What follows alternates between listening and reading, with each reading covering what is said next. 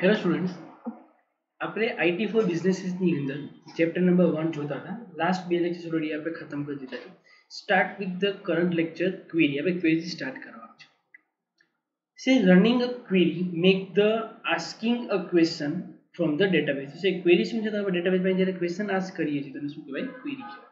When the number of records in the data table increase, it becomes the difficult for the user to pick out the specific record from the table.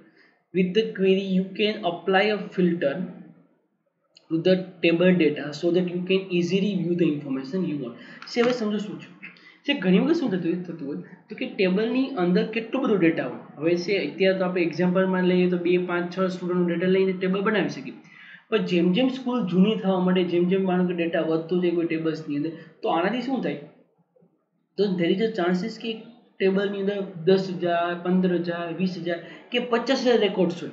હવે આમાંથી તમારે કોઈ એક particular રેકોર્ડને search કરવો છે તો કેટલો time consuming task છે. તો આ કેસમાં ક્વેરી તમે યુઝ કરી શકો. અને ક્વેરી યુઝ કરવાથી શું બેનિફિટ મળે? તમે ડેટાને રીજનરેટ કરી શકો, એની ડેટાને તમે સર્ચ કરી શકો, ફિલ્ટર કરી શકો, જેનાથી તમે ડેટા ઇઝીલી પહોંચી શકો. કહેવાય queries. Next, form. The form is a convenient interface used to aid, modify and search the information in the database table. હવે સમજો બધો ડેટા ટેબલમાં સ્ટોર થઈ રહ્યો છે, પણ ટેબલમાં તો શું હોય તો કે સેફ ફોર એક્ઝામ્પલ 5 કોલમ હોય તો સ્ક્રીનમાં દેખાય.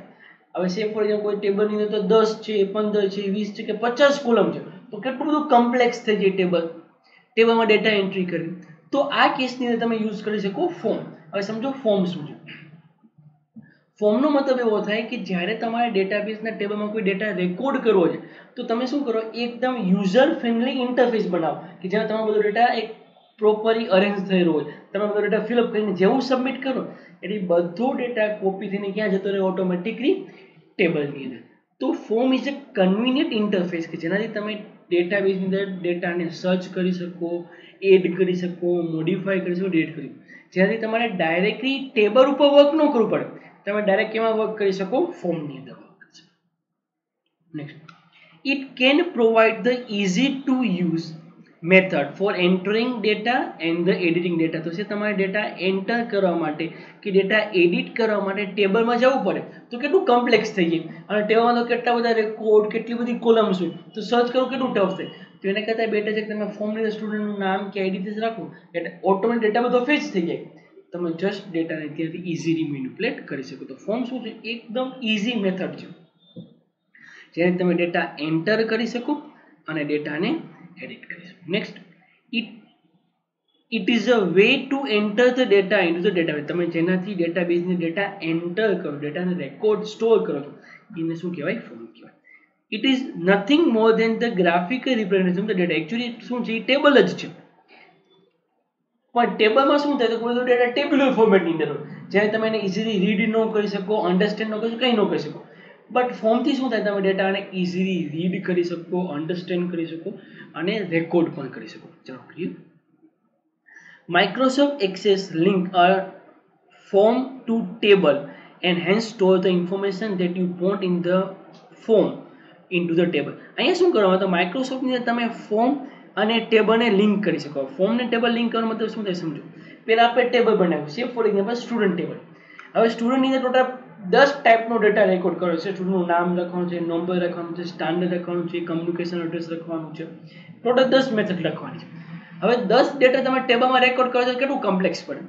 એના કરતાં તમે શું કરો? એક ફોર્મ બનાવો, જે ફોર્મને ટેબલ સાથે લિંક કરી દેવાનું. હવે તમે જેવું ટેબલમાં ડેટા રેકોર્ડ કરીને સેવ કરો ને, બધો ડેટા ક્યાં જતો રહે? ટેબલની અંદર. તો એકચ્યુઅલી માઇક્રોસોફ્ટમાં તમે ફોર્મ અને ટેબલને લિંક કરી શકો. તમારા ડેટા ક્યાં રેકોર્ડ કરવાનો? ફોર્મની અંદર. અને ઓટોમેટિક બધો ડેટા સ્ટોર ક્યાં થવા માંડે? ટેબલની અંદર. Next, you can add, update and delete the record in your table. તમે શું કરી શકો? ટેબલની અંદર રેકોર્ડને એડ કરી શકાય, અપડેટ કરી શકાય અને delete. In short, form is a graphical representation of the table. ટેબલને પ્રોપરલી રિપ્રેઝન્ટ કરવાનું શું કહેવાય? ફોર્મ. હવે ટેબલમાં તમે જે કરી શકો, એડ કરી શકો, અપડેટ કરી શકો, ડિલીટ કરી શકો, એ બધી જ વસ્તુ તમે કેમાં કરી શકશો? ફોર્મમાં બી કરી શકશો. Reports. Next object. The report are the method of representing and the printing information in a formatted and the organized manner using the table or the query as its source. હવે સમજો યાદ હોય તો આપણે લાસ્ટ લેક્ચર્સની અંદર અને current લેક્ચર્સમાં બી query સમજ્યા.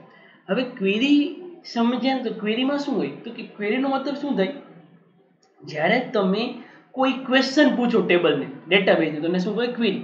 હવે ડેટાબેઝ તમને આન્સર આપી દેશે પછી આન્સર કેવો હશે અનસ્ટ્રક્ચર હશે ટેબલ ફોર્મેટમાં હશે ફિલ્ટર કરેલો ડેટા હશે.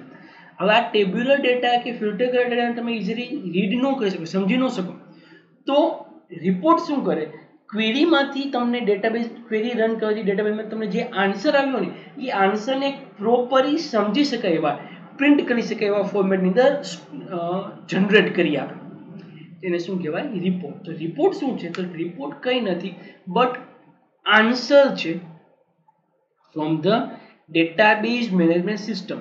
પણ આ આન્સરને તમે પ્રોપરલી પ્રિન્ટ કરી શકો પ્રોપરલી સે ફોર એક્ઝામ્પલ અન્ડરસ્ટેન્ડ કરી શકો સમજી શકો એવા ફોર્મેટમાં તમે જ્યારે અરેન્જ કરો ને તો એને શું કહેવાય report. Report basically represent and printing information in the formatted and organise manner તમે એને પ્રોપરલી સમજી શકો એ ફોર્મેટની અંદર રિપ્રેઝેન્ટ કરી આપે.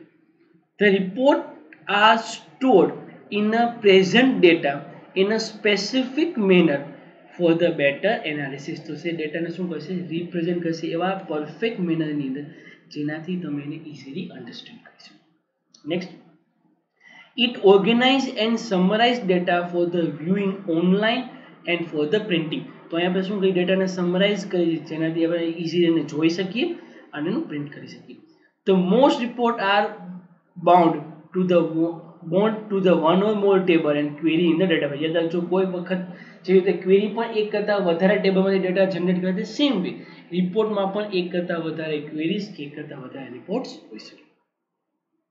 You can control the size and the appearance for the everything on the table. તમે શું કહી શકો ટેબલની સાઇઝ રિપોર્ટની સાઇઝ છે એનું અપિયરન્સ મતલબ કે સે ફોર એક્ઝામ્પલ A4માં પ્રિન્ટ કરવી છે લીગલમાં પ્રિન્ટ કરવી છે A3માં પ્રિન્ટ કરવું છે કેવી રીતે ડેટા બતાવો છો ચાર્ટના ફોર્મેટમાં કેવી રીતે તો બધું જ વસ્તુ અહીંયા તમે ઇઝીલી એને અરેન્જ કરી શકો. Next Microsoft Access has the several report generation tool that can use to create the both detail and the summary report quickly. તો છે Microsoft ની અંદર કેટલા બધા રેડીમેડ ટૂલ્સ પણ અવેલેબલ છે જેનાથી તમે ડિટેલ અને સમરી રિપોર્ટ તમારી જાતે જનરેટ કરી શકો.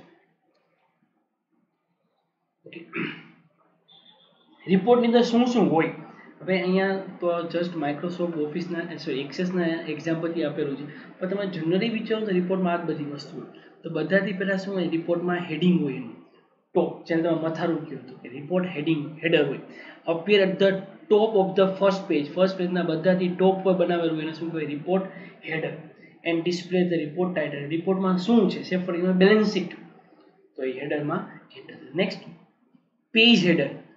જો રિપોર્ટ હેડર શું હોય તો કે રિપોર્ટ જ્યારે સ્ટાર્ટ થવાનું તેના પહેલા પેજ ઉપર આવે.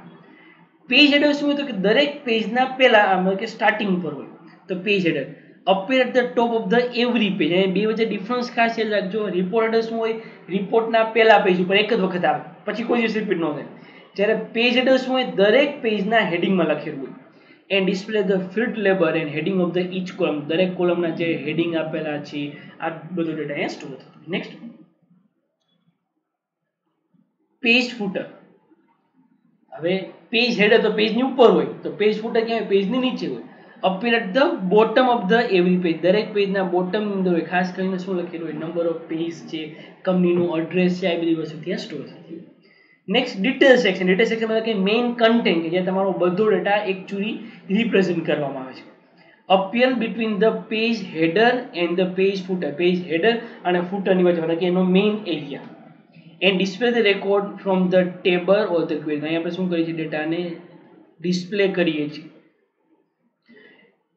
ટેબલમાંથી કે ક્વેરીમાંથી લઈ આવીએ. And finally report footer. જો રિપોર્ટ હેડર ક્યાં આવે રિપોર્ટ સ્ટાર્ટ થયો એના પહેલા પેજ ઉપર તો રિપોર્ટ ફૂટર ક્યાં આવે રિપોર્ટ ખતમ થાય એના છેલ્લા પેજ ઉપર. ધીસ ઇઝ અ ઓપ્શનલ મતલબ કે તમારી પાસે ઓપ્શન છે તમારે જોતું તો આવે ન આવે.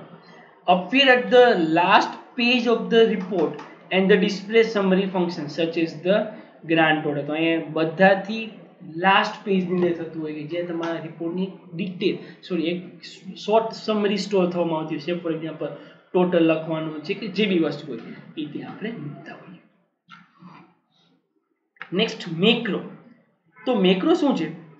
Help to automate and speed up the work. યાદ હોય ને તો આપણો ફર્સ્ટ લેક્ચર આપણે સમજ્યા હતા મેક્રો. ઘણી વખત શું થતું તમારે રિપીટેટિવલી કેટલી બધી એક્ટિવિટીઝ કરવાની હોય, કેટલા બધા સ્ટેપ્સ લેવાના હોય. હવે જે વસ્તુ રિપીટેટિવલી કરવાની છે, કેટલા બધા સ્ટેપ્સ કરવાની રોજ કરવાની છે, તો એના માટે એવરી ડે એ મેન્યુઅલ એક્ટિવિટી કરવા કરતાં બેટર છે તમે એના માટે એક સોફ્ટવેર કોડ લખી નાખો. એવરી ડે કોડ ઉપર ક્લિક કરો એટલે ઓટોમેટિકલી શું થઈ જાય? રન થઈ જાય. ચાલો કહીએ તો મેક્રો શું છે? જે તમારી વર્કને ઓટોમેટિકલી કરી આપે. The macro are the shortcut to perform the series of the tasks that perform the very often. તો કે એવી ટાસ્ક જે કન્ટિન્યુઅસ થતી હોય, ઓફટન મતલબ કે વારે વારે થતી હોય, તો એના માટે તમે શું કરી શકો? મેક્રો બનાવી શકો જે ઇઝીલી થઈ શકે. In MS Access, the macro can be obtained to the macro object. તો આપણે શું બનાવવામાં આવે? મેક્રો ઓબ્જેક્ટ એટલે કોડ બનાવવામાં આવે કે જેની અંદર મેક્રો પડેલા હોય. એ કોડને રન કરો એટલે એની અંદરથી મેક્રો રન થઈ જાય. It provides the design environment to help to create the macro. તો અહીંયા તમે તમારા હિસાબે મેક્રોઝને બનાવી શકો. ઇવન માઇક્રોસોફ્ટ એક્સેસની અંદર પણ માઇક્રોસ બનાવવાના ઓપ્શન્સ હોય, તમારે એના ઉપર ક્લિક કરવાનું, પછી એક સ્પેસિફિક એક્ટિવિટી કરવાની એટલે માઇક્રો બની જાય અને પછી તમે you have to just run અને ઓટોમેટિકલી સેમ ટાસ્ક રિપીટેટિવલી થયા રાખે. Next is the module. તો module have to write the program in the Visual Basic to develop the advanced application. હવે સે ફોર એક્ઝામ્પલ તમારે મેક્રોથી નથી થતું, તમારે એના કરતાં પણ કોમ્પ્લેક્સ કોડિંગ કરવાનું છે. તો જ્યારે તમારે કઈ વસ્તુ કોડિંગ કરવાની, કોડિંગનો અર્થ શું થાય? તમારે કોઈ નાના મોટા સોફ્ટવેર્સ લખવાના છે, નાના મોટા કમાન્ડ લખવાના છે યુઝિંગ ધ પ્રોગ્રામિંગ લેંગ્વેજ. તો આ કેસમાં તમારે શું યુઝ કરવું પડે? VBA, અને કહેવાય વિઝ્યુઅલ બેઝિક ફોર એપ્લિકેશન. અને VBA ની અંદર જેટલા બી સોફ્ટવેર્સ બને ને આ બધા સોફ્ટવેરને શોર્ટકટમાં ટેકનિકલ વર્ડમાં શું કહેવાય? Modules. It is a VBA code that written to automate the task in the application. Actually module શું છે? તો VBA નો કોડ છે કે જેનાથી તમે ટાસ્કને ઓટોમેટિકલી કરી શકો. અને last use to perform the high and function. જો મેક્રો છે ને એ હજી નોન ટેકનિકલ પર્સન તરીકે તમે રન કરી શકીએ, પણ જ્યારે મોડ્યુલ બનાવવા માટે VBA નું કોડિંગ કરવા માટે you have a strong technical base. હવે એકદમ ટેકનિકલ બેઝ જોઈએ કે જેનાથી તમે આ બધી વસ્તુનું કોડિંગ કરી શકો અને એને સમજી શકો. પેજીસ આપણને બધાને ખબર છે પેજ શું હોય. તો page formally code the data access page કે જેનાથી તમે બધા ડેટાને એક્સેસ કરી શકો. It are the HTML document that can be bound directly to the data in the database. તો સે ફોર એક્ઝામ્પલ તમારે વેબસાઇટ ઉપર તમારા કસ્ટમર્સનો ડેટા કે સ્ટુડન્ટ્સનો ડેટા કે સે ફોર એક્ઝામ્પલ તમારા ક્લાયન્ટનો ડેટા આપવો છે, તો તમારે શું કરવું પડે? ડેટાબેઝમાં જેવો તમે ડેટા એડ કરો ને ઓટોમેટિકલી વેબસાઇટ ઉપર રિફ્લેક્ટ થવા મળે. તો પેજીસ શું છે? તો કે કંઈ નથી. પેજીસ બેઝિકલી છે વેબસાઇટ ઉપર સ્ટોર થયેલા પેજીસ કે જે તમારા ડેટાબેઝ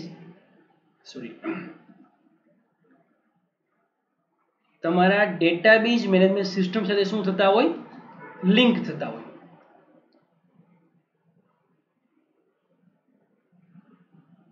એટલે તમારે શું કરવાનું? તમે જેવું ડેટાબેઝની અંદર છે ને અપડેટ કરો એટલે ઓટોમેટિકલી વેબસાઇટના પેજીસ અપડેટ થઈ જાય. શું કહેવાય? HTML pages bound directly to the data in the database. The page are simple to the form in access, but they are designed to view with the Windows Internet Explorer. Internet Explorer માં કેવા page દેખાય? જેને શું કહેવાય? Web pages. તો actually page શું છે? કંઈ નથી, એક ટાઈપના ટૂલ્સ એવા પેજીસ કે જે તમે ઇન્ટરનેટ એક્સપ્લોરર, ગૂગલ ક્રોમ કે ફાયરફોક્સમાં એક્સેસ કરી શકો. પણ એ પેજ કોની સાથે કનેક્ટેડ છે? ડેટાબેઝ સાથે. તમે જેવું ડેટાબેઝમાં ડેટા અપડેટ કરો એટલે ઓટોમેટિકલી પેજની ડેટા અપડેટ થઈ જાય.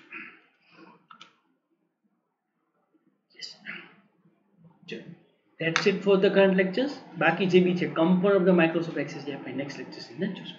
Thank you.